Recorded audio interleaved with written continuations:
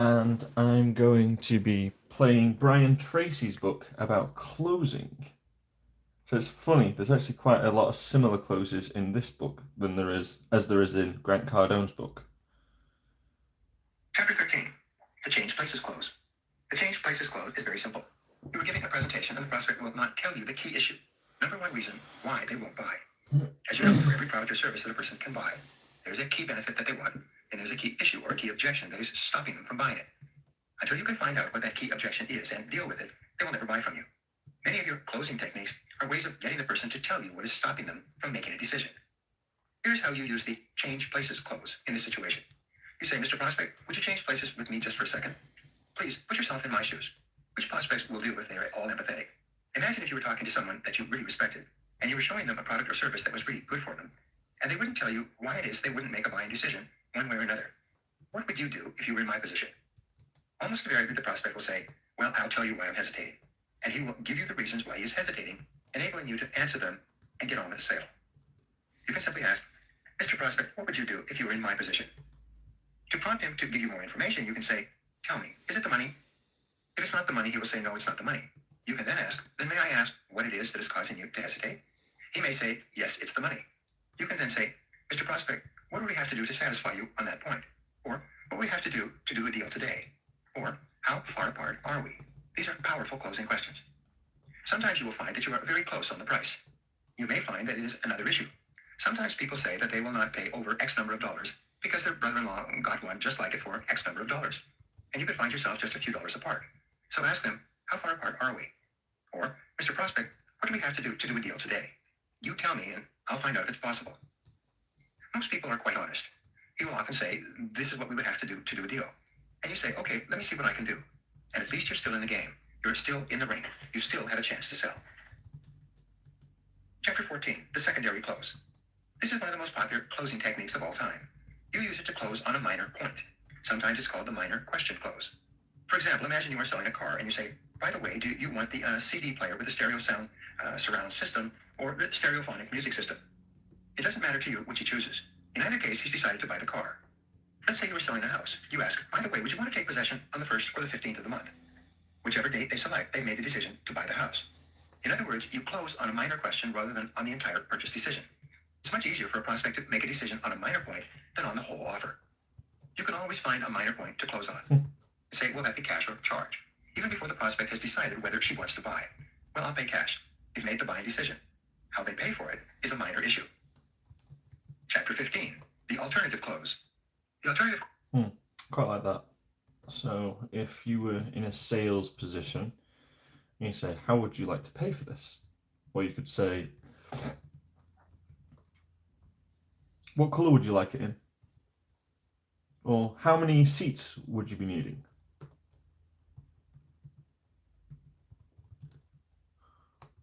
Or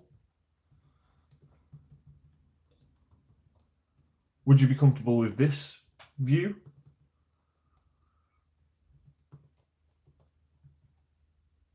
Close is based on this rule. Never offer the prospect a choice between something and nothing. Always make it a choice between one of two items. Always offer him a choice between product A or product B. Which house do you like the best, this one or that one? Which car do you prefer, the 2-door or the 4-door? Which type of tires do you want, the radial or the standard? Always give them at least two choices. The prospect will answer you and say, well, I like product A, or I like product B better, or I don't like either product. You can then ask, why? This gives you an opportunity to continue selling. But don't ever ask, do you want this or not? Chapter 16, the preference clause. Always ask, which do you prefer? This is called the preference clause. Which do you prefer? Asking people which they prefer is a good way of finding out where you are in the sales presentation. This is another version of the alternative clause, and it's very helpful in getting a buying response from a prospect. Chapter 17, the assumption clause. The assumption clause is often called the talking past the sale clause. You simply assume that the person has decided to buy. You talk exactly as if he has just said, yes, I'll take it. You assume the sale and ask something like, how would you like to make payment? Or where would you want this delivered? Or how soon do you need it? For example, imagine that you have just finished your presentation. You ask, well, who is going to handle the mortgage arrangement for this? Even before the prospect says, yes, I'll take it, you ask, who will handle the mortgage arrangements? You assume that he has decided to buy. You talk past the sale and you go on to wrap up the details. This assumption close is one of the most powerful closes you can learn. It only takes a little practice to master. Chapter 18, the takeaway close. With the takeaway clause, even before the prospect says yes or no, you begin to suggest that the product may not be available. You might be out of stock. Sometimes people are not even aware that they want the item until you suggest that they might not be able to get it. One example of the takeaway clause is the situation where you finish the sales presentation and the prospect has not yet made a decision. You have answered all their objections. He starts saying something like, well, it seems kind of expensive. I don't know if we can afford it right now. You say, excuse me for a moment. We were talking about the blue one, weren't we? We've really had a run on the blue ones lately. They're very popular. Let me call the office or the warehouse and make sure we still have them in stock. May I use your telephone? The prospect suddenly becomes aware that he might not be able to get it. He says, yes, you can use my telephone.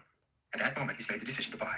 You can phone, confirm availability, and then hang up and say, you're in luck. There's only one left, and I reserved it for you.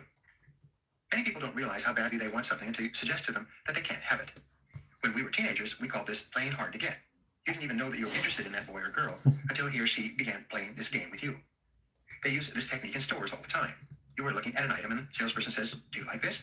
You say, yes, it looks all right. The salesperson immediately says, well, let me make sure we have it in your size. I'll go and check. You say, yes, make sure you have it in my size. You've just decided to buy it. The salesperson returns and says, yes, we do have it in your size, just one. And suddenly you want it before someone else gets it. This is a closing technique they use in ladies' boutiques, and it works very well. Here's another example you are familiar with. A woman is trying on something in a store. It's expensive. This technique is never used with anything cheap. When someone is trying on something that's expensive, the sales clerks have an invisible signal. They wave their hands or ring a bell or something. It causes all the other sales clerks to come running over. You're trying on something that is ridiculously expensive, and they all rush up and say, ooh, that looks good on you, doesn't it? All the sales clerks cluster around like hens. They cluck and they say, yes, that really looks good on you. Ooh, that looks good on you. And you say, really? You really think so? And they say, oh, yes, yes, yes. As soon as you say, well, okay, they break up and all rush back to their customers. Meanwhile, you bought the item. My wife has come home with the funniest looking outfits as a result of being clothed like this. But she wants to try it on for me because she's not quite sure she's made the right choice. She's not quite sure why she bought it all. She comes in and she says, be perfectly honest with me. And I'll say, I don't really think it suits you. And she will say, but everybody in the store said it looked great on me. And there was only one left in my size. Be very alert to this technique being used on you or on someone you know. Chapter 19, the puppy dog close. This is one of the most powerful and best closes of all. It's based on the old story where the kids corner the parents and say, we want a puppy, we want a puppy, we want a puppy. The parents, knowing what is involved in caring for a dog, say, no, you're not getting a dog. You won't take proper care of it. The children then say, well, please, just take us to the pet store and let us look at the puppies. Eventually, the parents give in and take them to the store, but just to look. The pet store owners are smart. They know what's going on and what the parent is thinking. They will then say, you don't have to make a decision like this right now. You want to be sure. Why don't you take this little puppy home and just play with it for the weekend? And if you don't like it, you can bring it back on Monday. The kids say, yes, yes, yes, just for the weekend, just for the weekend.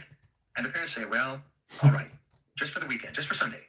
Well, by Sunday night, the kids have lost interest in the dog, and the parents have fallen in love with it. As a result, they end up keeping the puppy, and the sale is made. This method really works. Anytime you can give your prospect an opportunity to touch, taste, feel, smell, or use the product, this is a puppy dog close. One of the most successful photocopier distribution companies I've ever seen has one simple marketing and sales strategy. Place machines. They have 10 trucks and 30 salespeople. All the salespeople do is visit prospective customers and invite them to try out their machines at no charge for a week.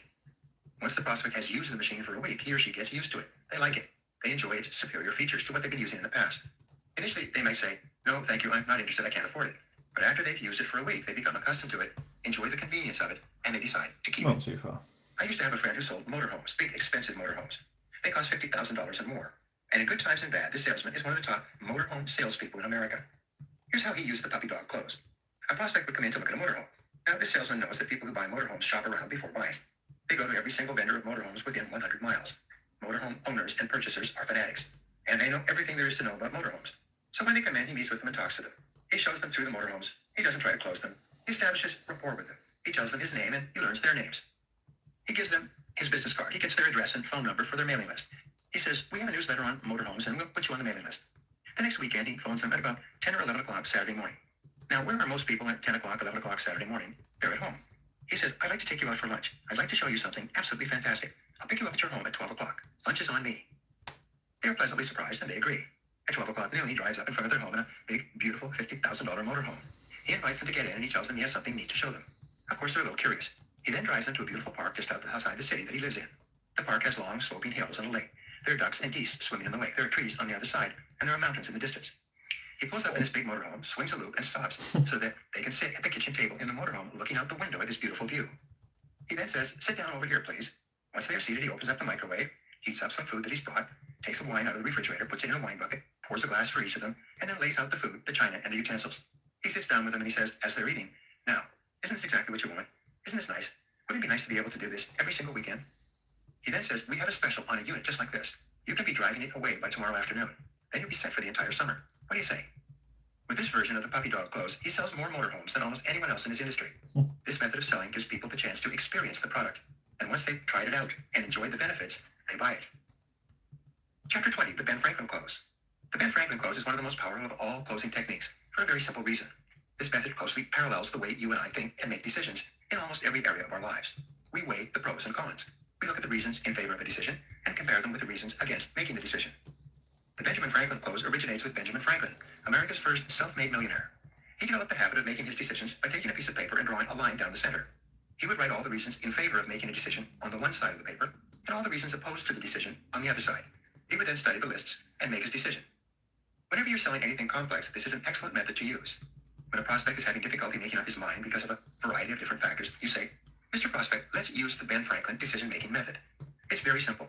Ben Franklin used to use this method, and he became one of the richest men in America, making decisions on this basis. This is how it works. Take a piece of paper and draw a line down the center.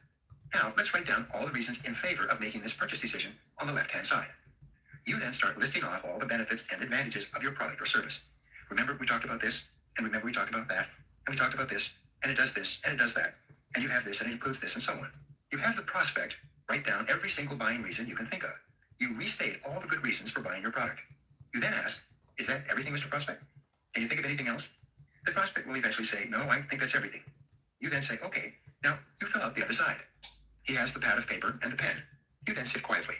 Now, the sharpest prospect I've ever seen couldn't think of more than 2 or 3 reasons not to buy. You then look at his list and you say, "Well, Mr. Prospect, it looks like you've made your decision." The prospect will almost invariably say, "Well, yes, I guess I have." You can then go on to wrap up the sale. I taught this close recently to a gentleman who sells and leases commercial real estate. He told me later that he had heard about this close all his life, but he had never used it.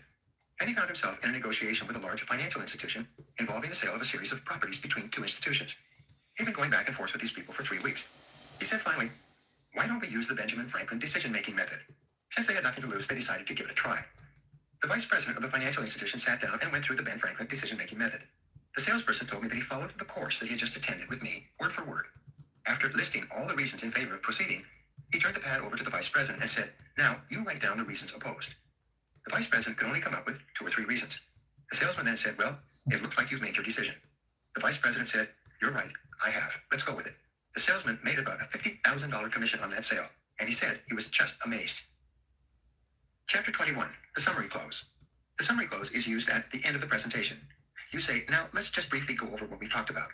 You then summarize everything that you have just discussed and explained. Nice one. You summarize the That features was and quite benefits fast, one by maybe one. 19, You go through the 18. entire list, right down to the last reason he or she should buy. Not that many errors, You ask, 15. "Can you think of anything else?" The prospect will usually say, "No." You then say, Okay, guys, right, so, it's a tough one, that, but getting better every day. Have a great day.